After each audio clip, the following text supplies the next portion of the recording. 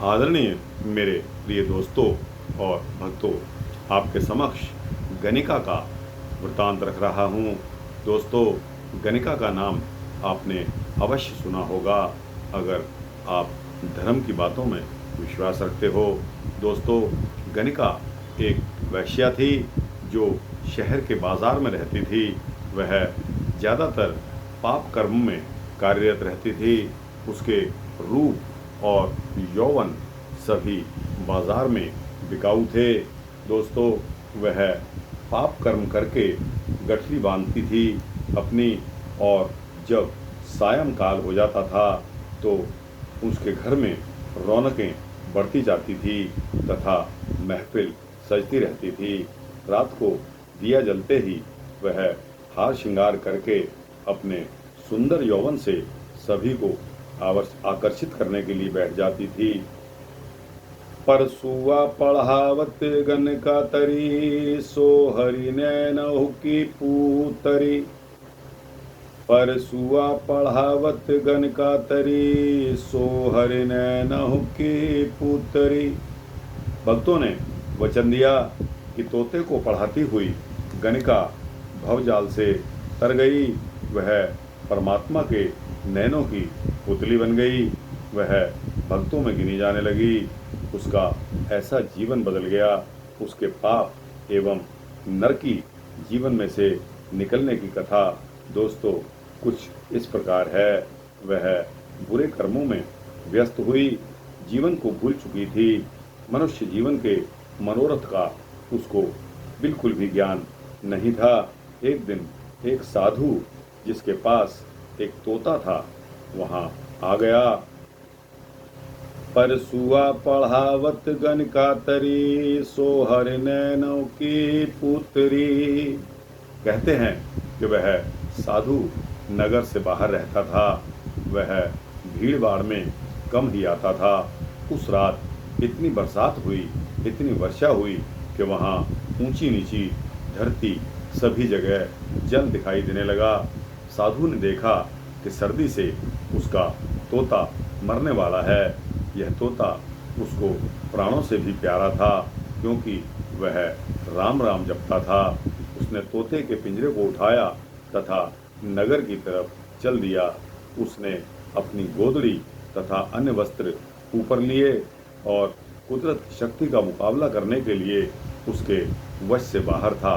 वह पैदल चलता हुआ नगर में आ गया और दोस्तों पर कोई ठिकाना उसको नहीं मिला।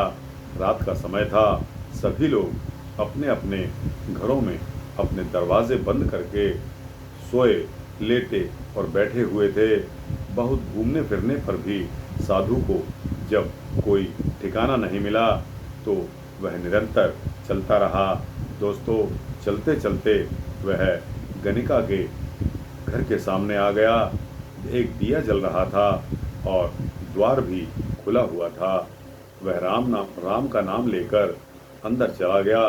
गणिका उसे देखकर मन ही मन बहुत प्रसन्न हुई। गणिका ने सोचा कि वर्षा और तूफान में भी उसके पास कोई ग्राहक आया है जो उसके तन का सौदा करने वाला है और उसको पैसे भी देगा। उसने बड़ी खुशी से कहा कि आइए मेरी आंखों में बैठिए, मैं आपका रास्ता देख रही थी। गणिका की बात सुनकर उसके रूप श्रृंगार को देखकर साधु बहुत हैरान हुए। साधु ने गणिका से कहा कि हे पुत्री, बाहर बहुत वर्षा हो रही है, जिस कारण मेरी झोंपड़ी बह गई है। मैं अपने तोते सहित आपके यहाँ सहारा लेने आया हूँ। पुत्री शब्द से गणिका का पापी मन कांप उठा। वह एक बार कांपी और फिर मायूस होकर बोली कि आपने क्या रात भर ठहरना है? तब साधु ने कहा कि हाँ पुत्री, मुझे रात भर ठहरना है। हर एक आत्मा परमात्मा का अंश और शरीर आत्मा का घर, शरीर को आश्रम देना, नेक मार्ग पर चलना होता है। दोस्तों, पुत्री, परमात्मा ने तुम्हें सुख के सभी साधन दिए हैं, तुम उसे याद जरूर करती होगी। साधु सहज स्वभाव बोलता चला गया। उसकी आत्मा सचमुच ही बहुत निर्मल थी, परंतु गणिका, जिसका वास्तविक नाम चंद्रमणि था, वह निर्मल थी। वह साधु की बातें सुनकर घबराने लगी। वह तो पापिन थी। उसने घबरा कर कहा कि आप साधु हैं। तब साधु ने उत्तर दिया कि जी हाँ, मैं साधु हूँ। मेरे मालिक ने मुझे साधु बनाकर अपने नाम के सिमरन में लगाया है। वही मालिक सबका जीवन दाता और अन्नदाता है। गणिका के मन में अनेकों भाव आए, क्योंकि उस दिन से पहले उस जैसा साधु महात्मा पुरुष पहले कभी भी उसके पास नहीं आया था, जो उसको पाप कर्म की ओर न लगाता। उसके पास वही पुरुष आते थे जो गणिका के तन का सौदा करते थे।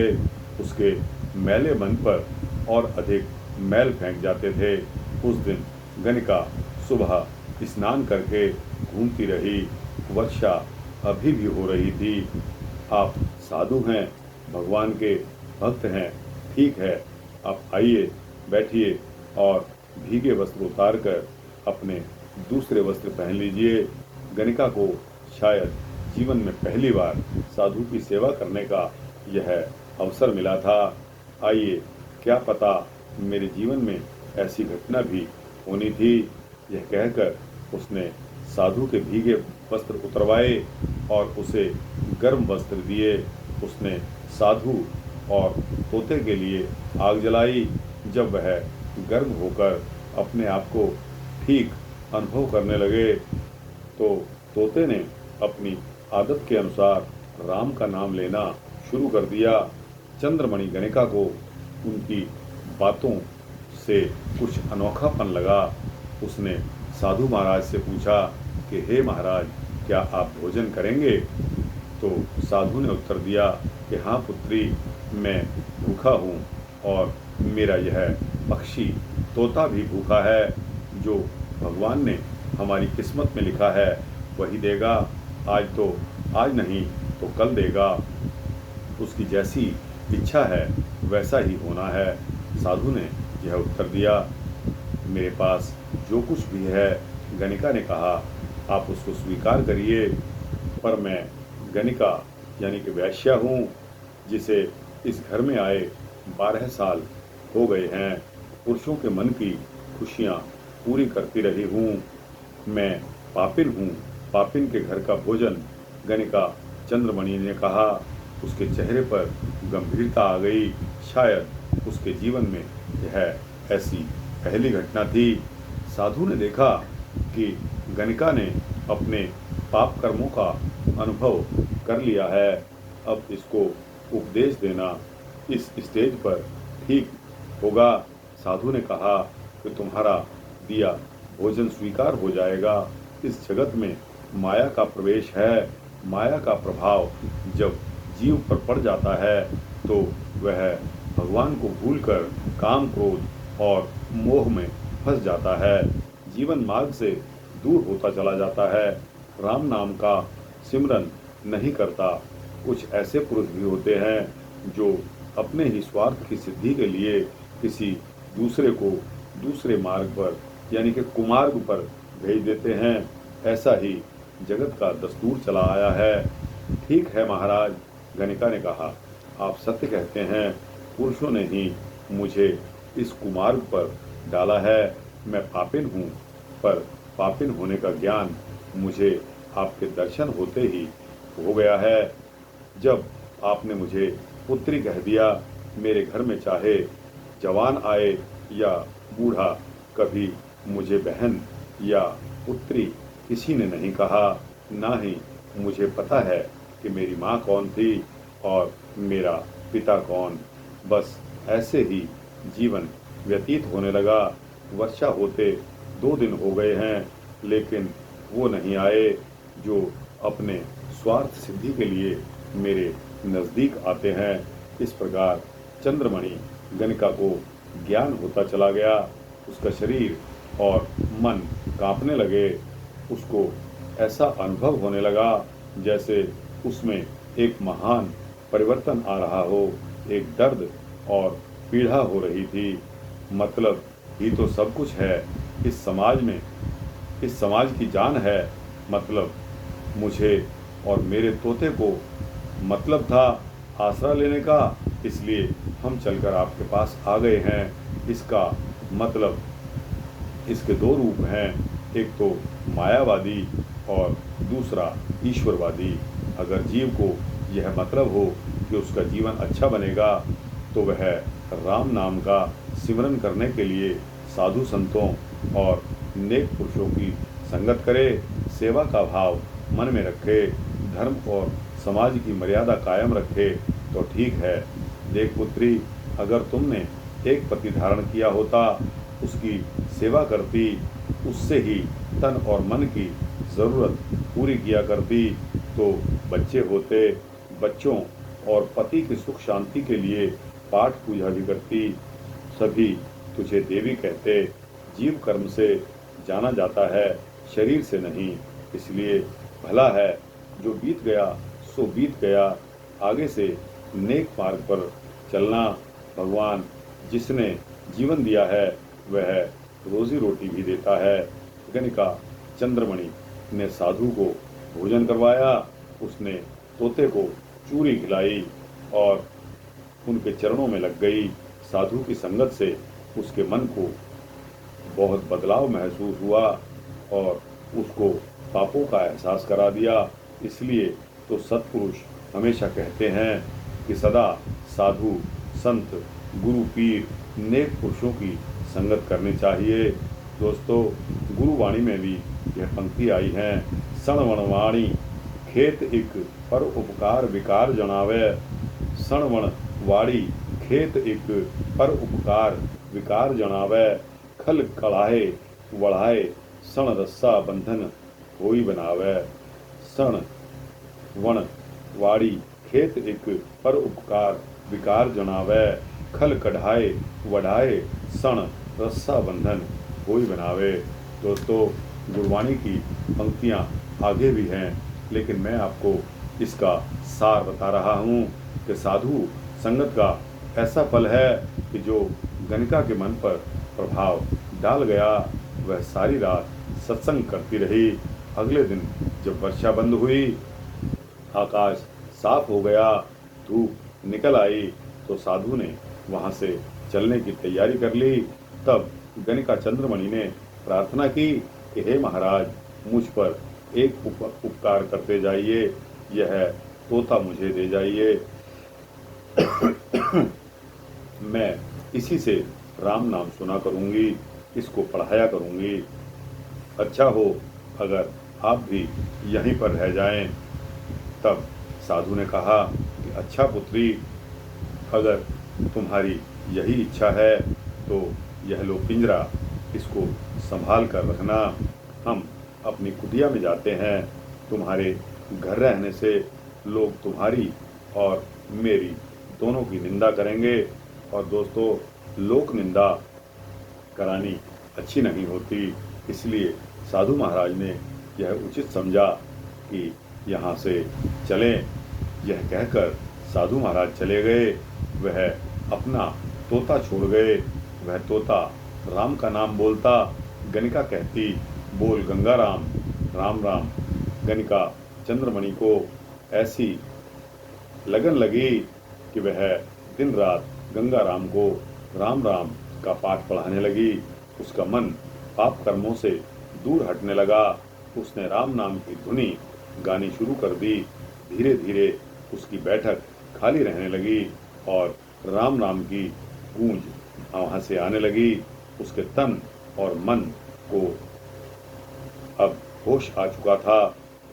वह भूखी ही राम नाम जपती रहती थी। गणिका चंद्रमणि की भक्ति देखकर भगवान स्वयं प्रसन्न हो गए। भगवान ने चंद्रमणि को अपने पास बुलाने का बहाना बना लिया।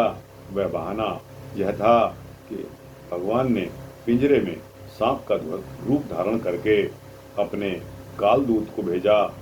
उसने पहले तोते को डंक मारा, उसकी आत्मा को पहले भेज दिया तथा फिर बैठा रहा। गणिका जब उठी, उसने तोते को बुलाया, बोल गंगा राम, राम राम। पर उसको कोई आवाज़ नहीं आई। उसने अपना हाथ पिंजरे में डालकर तोते को हिलाया तो सांप ने उसको भी डस लिया। उसी समय उसकी आत्मा शरीर त्याग गई। आत्मा के लिए विमान आया, नरसिंघे बजे, शंखों की धुनी बजी, वह मृत्युलोक से स्वर्गलोक में पहुंच गई। इस कथा पर गुरुवाणी में भी यह पंक्ति आई है कि गई बैकुंठ विमान चढ़, नाम नारायण छोत अछोता, थाऊ निथाणे मान मणोता।